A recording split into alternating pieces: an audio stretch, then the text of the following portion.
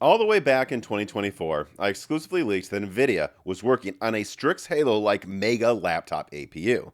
Now, to be clear, the initial leak didn't have that much to say besides that it would target TDPs similar to Strix Halo, that it had a powerful NPU, and that Dell was going to be a big partner for this product. I still believe all of that stuff, by the way. But as the years went by, I learned and leaked far more, like that early silicon operating at 65 watts performed in games like an RTX 4070 laptop edition. And then that it had 10 P cores and 10 E cores, all of the ARM flavor, of course, and that actually it was using the exact same silicon as Nvidia's Project Digits. And then last year, I even exclusively got the first pictures of it that I shared with Wendell from Level 1 Techs on a broken silicon. And if you'll notice in that Level 1 Techs episode, actually, this was supposed to launch early 2026 at the latest. But then I was told it could slip to late 2026, and well, now you're up to date. And it's been a long road, hasn't it, with N1X? That's actually why I started this video by going down memory lane, to establish that this thing is really, really, really late. And by the way, with every delay of this product, I was always told by my contacts that the product simply was getting delayed because it's not stable, that they still had so many bugs to fix in software because of both silicon bugs, issues running ARM on Windows, and really, I'm directly under the impression at this point that the only reason Nvidia launched Project Digits or Spark first is because the laptop APUs, the same silicon that's used in, by the way, Project Digits, I think the laptop was supposed to launch first, but they had so many issues using it on Windows. They had so many issues with bugs in general consumer use that they launched a very narrow niche AI-only basically product so that they could start selling the silicon early to people who only really needed it for very specific tasks. I mean, think about it. I literally had pictures of this thing a year ago. How could I have those in laptops being tested that far ahead of it launching? It's not even out yet. Well, it's because the people testing it had so many issues that it still isn't finished until now. And honestly, for the past month or so, I've kind of been doubting if this thing was ever going to come out. It was starting to feel like Intel's B770 to me. Well, until today, because recently a source reached out to me that told me the opposite, that it actually would finally be coming out fairly soon. I ran this past other sources, and one of my best, longest running ones, one that works at a major OEM, got back to me and confirmed all of what the other source said and more. So let me put this information on screen here, these quotes from sources that were willing to be quoted. All right, so this is the first one. The first source reached out to me and said they're an Nvidia partner, that they were just told that N1X should finish preparations for launch over the next 2 to 3 months. They said that it should launch at least in a paper form by Q4 of 2026. And specifically, though, they were told that high volume shipments for the gaming editions of these Nvidia laptops will be underway by Q1 of 2027. This person also cautioned me that Nvidia and Microsoft are still working to crush tons of bugs with it and that it's a complete nightmare. So I ran this information past a bunch of people. Another person got back to me who was willing to be quoted. This person who works at a major OEM said that they can confirm that N1X is currently planned to be announced at Computex in a couple months and then launch in October. However, this person also believes it's going to be a paper launch this year. For what it's worth, this person is also very skeptical of the product launching smoothly. Look, never doubt Nvidia. Everyone, all my sources say that. I say that to them. We agreed with each other. Never doubt Nvidia. But so far, this product has been a complete basket case with tons of bugs, endless delays, and genuinely few people over at this OEM expect good things. And so there you go. And before I talk about if it will be competitive, let me put this on screen just to summarize what this product is, right? Because there's all these little things that come out, and I just want to put this slide up there so everybody understands what we will be dealing with, hopefully by the end of this year when it launches. Now, it uses the TSMC 3nm node. It uses ARM cores for the CPU. It uses NVIDIA Blackwell architecture, although it's a 3nm edition. It has 20 cores, 10P, 10E cores, 6,144 CUDA cores. This is a massive amount of CUDA cores for an APU, by the way. This is equivalent to the RTX 5070, same GPU core count as the RTX 5070, or 20% more GPU cores than what you see in Strix Halo. So it should, on paper, win performance there. Well, but then you talk about bandwidth. It has significantly less bandwidth than the 5070 on desktop. It doesn't even have GDDR6, let alone GDDR7. It uses LPDDR5X, which even over a 256-bit bus, it's still going to get you more like 4060 Ti levels of bandwidth. And so once you factor that in, right, like less than half the bandwidth of a 5070, despite having 5070 cores, less than half the TDP of a 5070. And remember, part of that 65 to 120 watt TDP will need to be used for 20 cores in addition to the GPU. Do not expect this to perform like a 5070. Expect it to perform between like a desktop RTX 5060 and an RTX 5060 Ti. Although I put an asterisk here because these performance estimates are just me basically doing napkin math. And assuming that it works perfectly with ARM and Windows. That's a pretty big assumption. Some sources of mine, in fact, worry that this thing could perform quite a bit worse. Like one said almost half the performance of even the top GB10, what that would suggest to you right now once you factor in the lower TDP and the performance hits you get in Windows. And so we're just going to have to see. But just know that on paper, this should perform like a 5060 or 5060 Ti. And thus, on paper, it should really beat Strix Halo by a solid, I'd say, I don't know, 20%, 30%. But a lot of people aren't sure, and so we're just going to have to see. And then, yeah, tentatively, paper launch Q4 of this year with higher volume of inventory early 2027. And now I will talk about if I think the specs you're seeing on screen will be competitive after an ad from a sponsor. This spring, Jessie, like many Belgian Malinois, is starting her own logging company outside.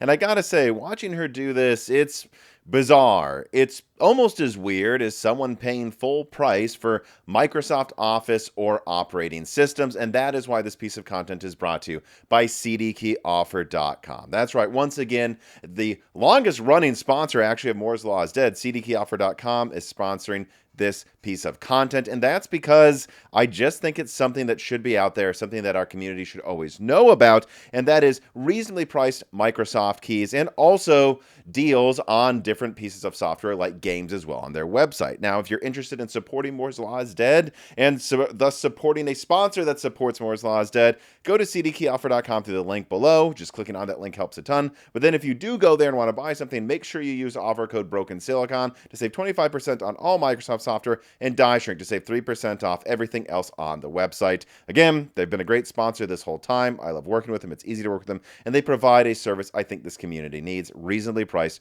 Microsoft keys. So support Moore's Law is Dead by checking out CDkeyoffer.com today. All right, so this is where I say the bad news, or really expound on the worrying parts of the leaks that I just showed you regarding N1X, and that is namely that there really is a lot of skepticism behind the scenes regarding if N1X can actually perform competitively in gaming and in non-AI tasks. Frankly, people are doubting behind the scenes if it's even going to run stably in consumer laptops at all. In fact, if you look around online right now, by the way, there's evidence to be worried publicly. Like, there's a ton of outrage right now in forums, on Reddit, in the AI developer community over how trash Spark mini PCs are. So we'll see. Like I said before, never doubt Nvidia, but I gotta say that there is reason to have concern. We'll just have to see, though. I mean, on the one hand, if you look back at previous launches where there was concern ahead of the launch, like AMD RDNA, now called RDNA 1, that ultimately ended up vastly outperforming expectations when it came out. Yes, there was like a month of bad drivers, they still was buggy, but ultimately RDNA 1 ended up selling well, performing better than we all expected before launch, and, well, the worries were just that. Worries because a lot of products are usually buggy before they launch. That's just how things work with software.